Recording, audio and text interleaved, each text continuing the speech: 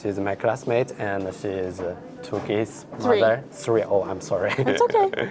Okay, so we are going to talk about some like parenting experience in Canada. But I don't have kids, so I may ask some stupid questions. That's fine.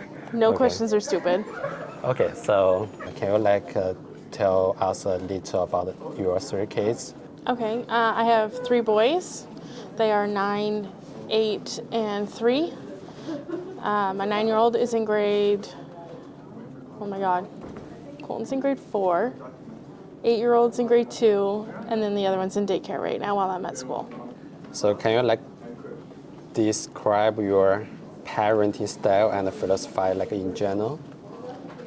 I don't think I have a general parenting style. I try and pull from all parenting styles to try and find what works because every kid is different. Okay. So it's hard. Like more, Lincoln, my little one is more of a gentle parenting, whereas my older one, you have to be a little bit more stern with. So it's hard. Every child's different. So what's the obstacles you find? Right now I'm finding with my youngest one, he is throwing more tantrums. He's acting out more than the other two. Like when they were that age, I found they were a lot easier to handle. Okay. And he's a lot difficult. How do you arrange your time? Like you have to come to school and Yeah. you have three kids to look after. So you might be very busy. I am very busy. Yeah. So I found somebody to watch the older two in the mornings for me because my classes start before their school does. And then they go there also after school because some of my classes go later than their school. And then the youngest one is in daycare, so he's fine. But other than that, it's just a juggling game. You just go with the flow. At first, I was a little hesitant at sending my youngest one to daycare because you always hear the horror stories of daycare and how they like mistreat the children and stuff. But I've gotten really lucky, and he likes a lot of his teachers at daycare, so eases the worry. But I would prefer to have him at home, but I also need to pursue my life and my career and all that, so. Yeah.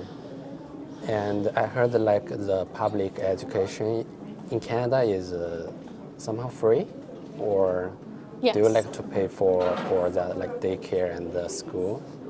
You have to pay for daycare because it's not technically education, Okay. but the older two that are in public school is free.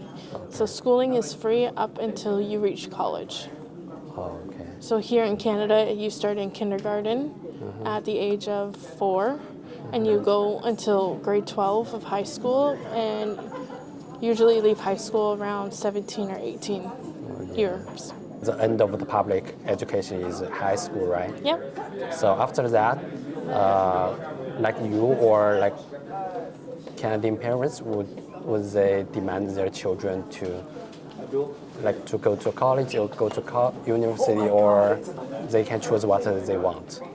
So, in my experience as, like with my parents when I was that age, my mom demanded me to go to college, and that's where I want to change it for my kids because I went to college and I hated the program I chose because I just went to college just to make her stop nagging me about it, and I dropped out after 2 weeks. What program do you take at that time? I was taking leisure and recreation. So it was like you would, what's the word I'm looking for? You would organize like special events, like sports events for like the Okay. community and stuff like that. Yeah. It was that kind of program, and it's just not what I wanted to do. Okay. But now you come back to college. I Yes, came to you are- college on my own terms when I was ready. This is actually it would technically be my 3rd program I've entered now. What like make you have this transition? You make your self decision to come back to college? In high school, I've always wanted to do photography, and it was a really big passion for me throughout my life. But then I was thinking realistically because I had my oldest pretty young, so I had to think, okay, well, I need money, not just something as a passion. So I went and I did my PSW course. So I was a personal support worker and I worked with seniors, and I just did not like it. So then now that I'm older, I'm like, I'm going to do what I actually wanted to do. Yeah, you're really good at what you really like to do. Yeah. You should send me some photos later and I can put it on the video. Yeah. Is there any other things, like you said, your parents to you find it's not correct or you don't like it and you will not put it on your children?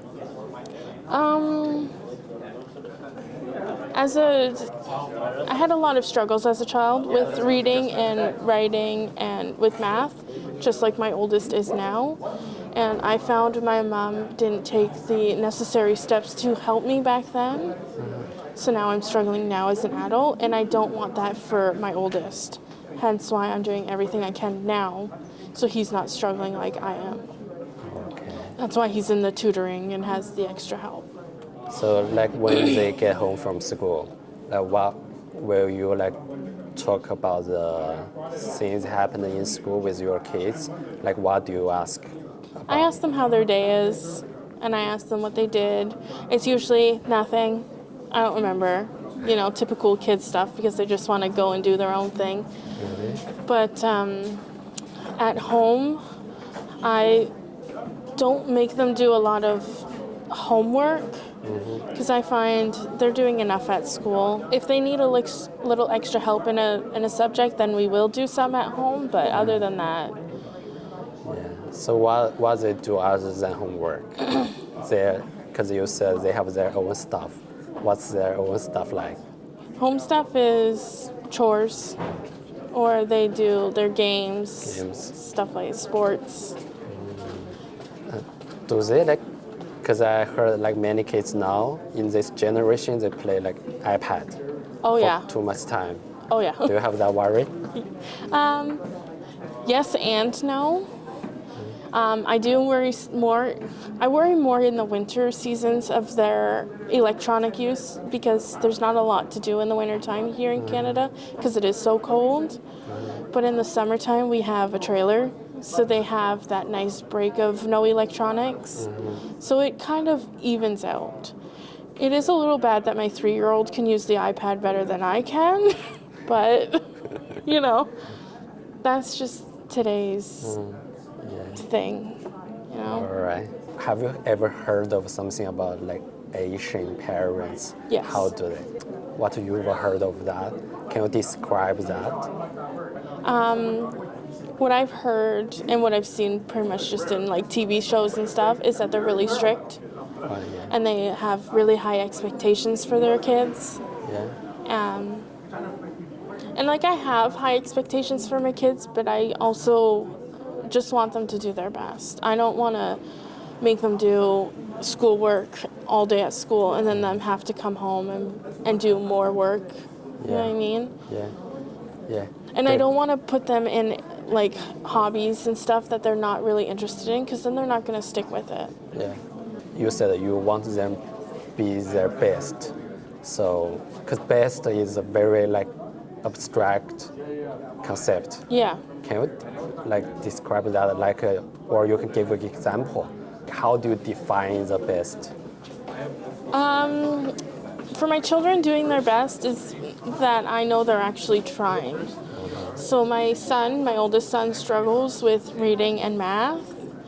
So we do that little extra work at home, and he also is in tutoring at school, and that's how I know he's doing his best because he is not fighting me to go to tutoring, and he's getting better with his math because of the tutoring, and I'm getting feedback from his tutoring teacher that he's putting in the work to do better.